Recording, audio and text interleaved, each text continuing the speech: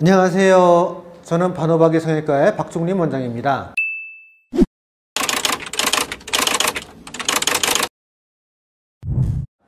안녕하세요. 저는 반호박이 11 치과 최재원 원장입니다.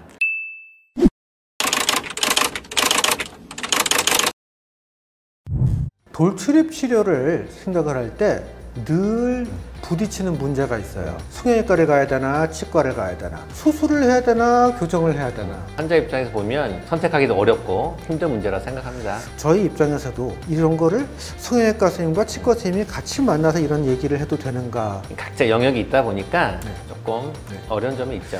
그래서 오늘은 이런 거를 다 내려놓고 솔직하게 허심탄회하게 이야기해 보도록 해요. 저는 구강-아간면외과랑 교정과 전문이고요. 저는 성형외과 전문입니다. 오늘은 이 어려운 돌출입에 대해서 성형외과랑 치과 의사 같이 시원하게 솔직하게 이야기해 보도록 하겠습니다.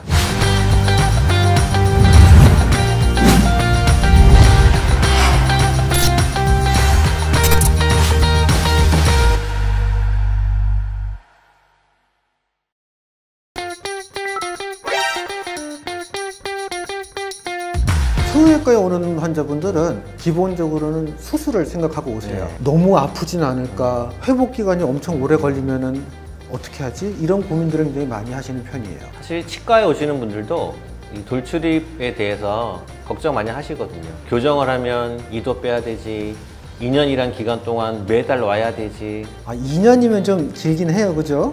급속 교정하면 11개월이면 끝나는데요. 아하, 또 자기 주종목이라고 또 깨알같이 어필을 하시네. 오늘은 팩트만 얘기했기 때문에 11개월 팩트입니다. 근데 이런 것들은 사실 성형외과로 가야 되느냐 치과로 가야 되느냐를 결정하는 중요한 요소들은 아니에요. 그렇죠. 사실 돌출입 유형에 따라서 수술을 해야 될지 교정을 해야 될지 나눌 수가 있거든요.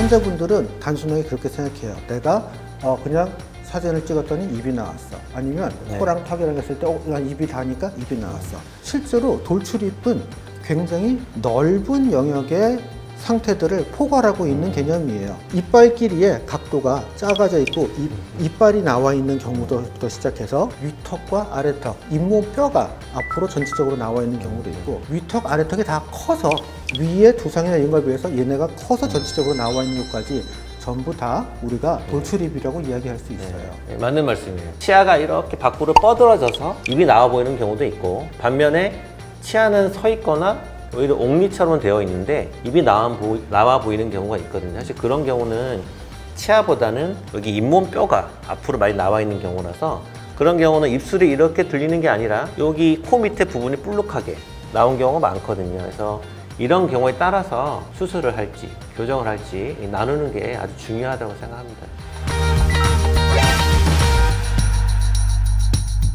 상담을 하다 보면 환자분들은 교정 치료만으로 본인이 원하는 입 모양을 가질 수 있다고 오해하고 계신 분이 많이 계시거든요.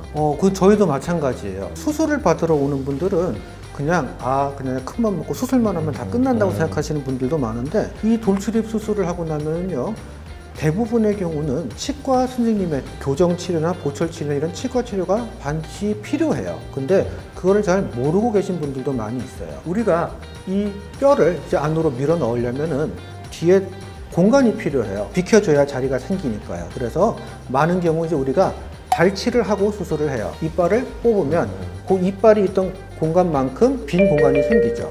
그러면 그 공간만큼 집어 넣는데, 넣고 싶은 공간과 이빨을 뽑아서 생기는 공간이 일치하지가 않아요. 그러면 이빨을 뽑아서 공간이 7mm가 생겼는데 우리가 넣고 싶은 거는 4mm예요. 그럼 3mm만큼 공간이 남잖아요. 그러면 그 3mm는 치과 선생님이 교정을 하건 보철 치료를 하건 그런 걸로 공간을 메꿔주셔야 되는 거죠. 돌출입 수술을 하게 되면 그 이후에 반드시 교정 치료를 해야 정확한 치열을 가질 수가 있는데, 어떤 분들은 보면 수술만 하고 그냥 방치되는 분도 계시고, 어떤 분은 교정 치료가 무조건 6개월 안에 끝난다 이렇게 생각하시는, 사실 그렇진 않고 어떻게 수술 계획을 세우느냐에 따라서 교정 기간도 달라질 수 있고 또 결과도 많이 달라질 수 있거든요. 그래서 돌출입 수술은 시작을 수술로 잘 하면 마무리를 교정으로 잘 끝내야 완벽한 치료가 되겠죠. 그러니까 돌출입 수술은 성형외과에서만 끝나는 게 아니라 반드시 치과 선생님의 도움이 필요한 수술이에요. 그렇죠. 사실 돌출입 수술은 치과랑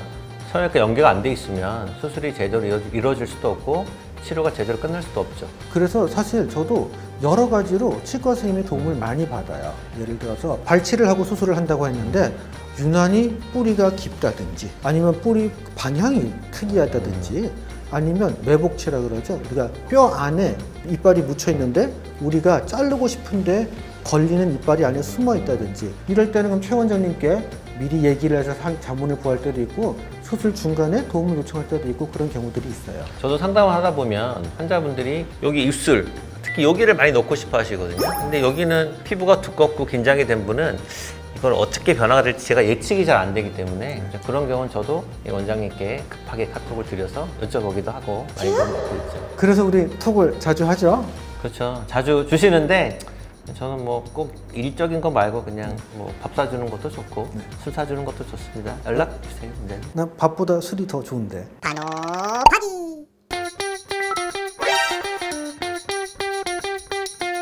사실 제가 요즘 네이버 지식인 답변을 달고 있잖아요. 네. 거기 보면 질문을 하면 어떤 분은 교정으로 다 해결이 돼요. 또 어떤 분은 수술로 다 해결이 돼요. 자기 주장이 너무 강하게 해서 답이 달려져 있거든요. 근데 사실 온라인 상에서만 이렇게 답이 달리는 건가 아니면 실제로 병원 쪽에서도 이렇게 진행이 되고 있는 건지. 저는 그 부분은 그러니까 이런 거라고 생각해요. 대부분 한 가지 무기를 가지고 있어요.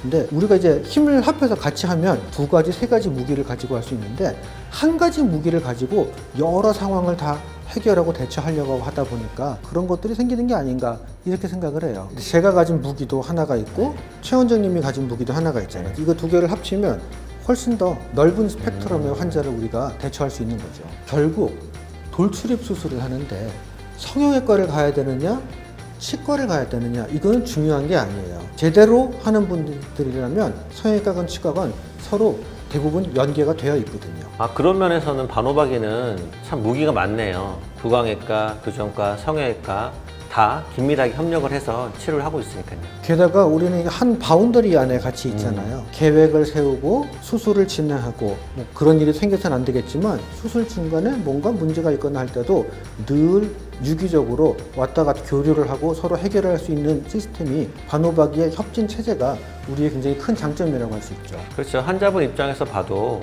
수술 이후나 뭐 교정 처리 이후에도 불편함 없이 한 곳에서 딱 케어를 받을 수 있으니까 아주 유기적으로 치료를 받을 수 있는 곳이라 생각해요. 최 원장님만 해도 무기가 몇 개예요. 다른 선생님들이 잘 아는 설축 교정도 엄청 많이 하시죠. 남들보다 훨씬 빨리 급속 교정도 엄청 많이 하시죠. 아, 우리 박 원장님은 천하제일의 물 갖고 계시잖아요. 아이, 우린 됐어요. 뒷골에- 이미 늦었어요. 아, 너무 어색하다.